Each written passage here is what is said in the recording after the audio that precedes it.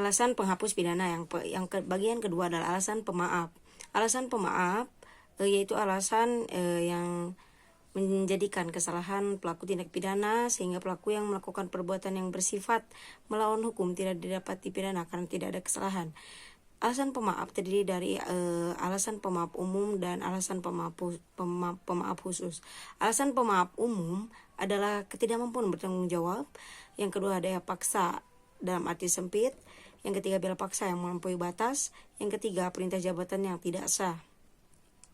2. Alasan pemaaf khusus yaitu yang pertama, mempersiapkan atau memperlancar perubahan ketatanegaraan dalam arti umum. Yang kedua, penarikan kembali bujukan untuk melakukan kejahatan. Yang ketiga, tidak melaporkan kepada yang berwajib atau yang terancam apabila ada kejahatan yang tertentu. D. Pencurian antara suami istri. Yang ketiga, insubordinasi tidak jadi. 3. Alasan pemaaf di luar undang-undang. Yang pertama, tidak ada kesalahan sama sekali atau taksi. Yang kedua, alasan peniadaan pidana putatif.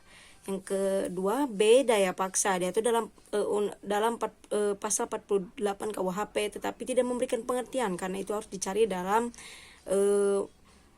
MVT yang menjelaskan bahwa daya paksa adalah setiap kekuatan, setiap paksaan, setiap tekanan yang tidak dapat ditahan. Doktrin daya paksa dibedakan menjadi daya paksa absolut dan relatif.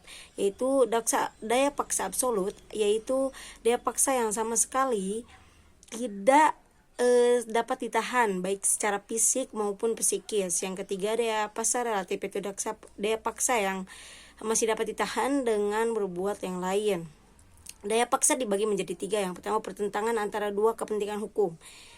Yang contohnya Ares Papan Kaniandes. Yang kedua, pertentangan antara kepentingan hukum dengan kewajiban hukum. Contohnya ofisiansi Ares 1932.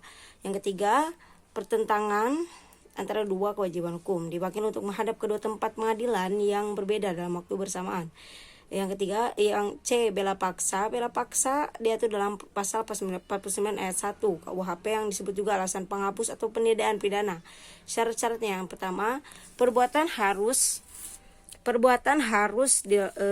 terpaksa dilakukan untuk pembelaan yang sangat perlu. Yang kedua, perbuatan tersebut dilakukan karena ada serangan yang sekoyong-koyongan atau secara mendadak.